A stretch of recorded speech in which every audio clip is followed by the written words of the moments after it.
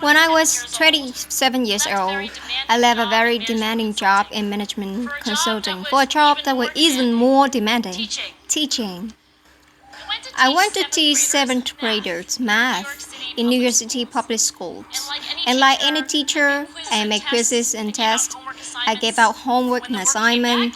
When the work came back, I calculated grades.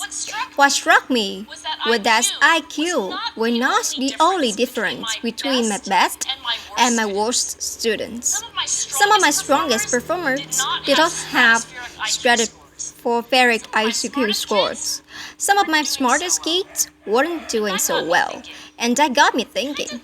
The kinds of things you need to learn in 7th grade math, sure, there are ratio, decimals, the area of the parallelogram, but these concepts are not impossible, and I was firmly convinced that every one of my students could learn the material if they worked hard enough.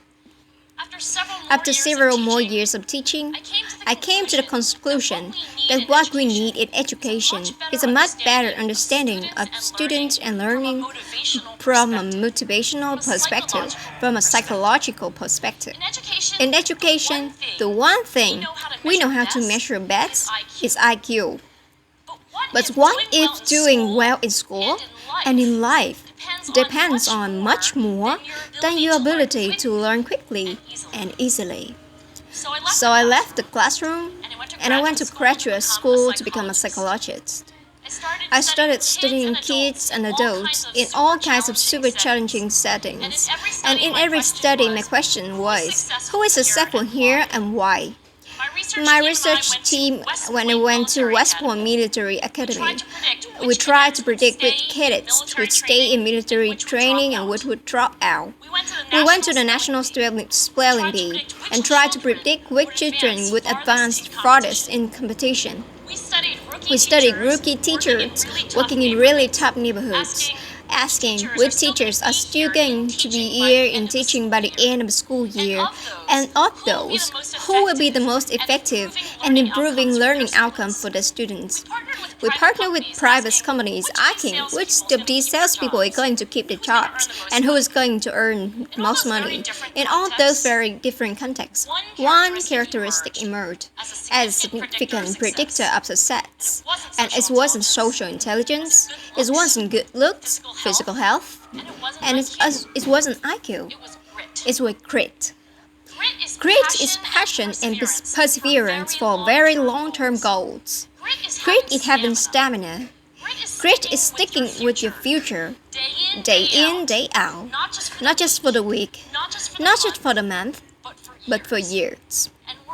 And working really hard to make the future a reality. Grit is living life like a marathon, not a sprint. A few years ago, I started studying grit in the Chicago public school. I asked thousands of high school juniors to take grit questionnaires and then waited around more than a year to see who would graduate. Turns out that grittier kid was significantly more likely to graduate. Even when I matched them on every characteristic I could measure, things like family income, standardized achievement test scores, even how safe kids felt when they were at school.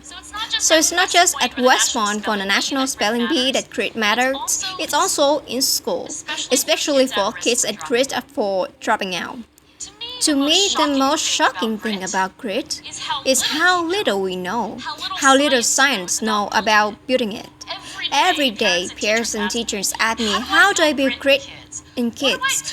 What do I do to teach kids a solid work ethic? How do I keep them motivated for the long run?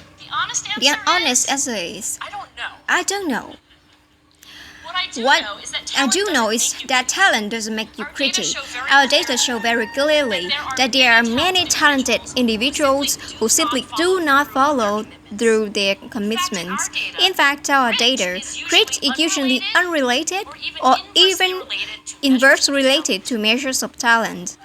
So far, the best idea I've heard about building grit in kids is something called growth mindset. This is an idea developed at Stanford University by Carol Dweck, and it's a belief that the ability to learn is not fixed, that it can change with your efforts. Dr. Thread has shown that when kids read and learn about the brain and how it changes and grows in response to challenge, they're much more likely to persevere when they fail, because they don't believe that failure is a permanent condition. So growth mindset is a great idea for building grit, but we need more. And that's when I'm going to end my remarks, because that's where we are. That's the world that stands before us. We need to take our best ideas, our strongest intuition, and we need to test them.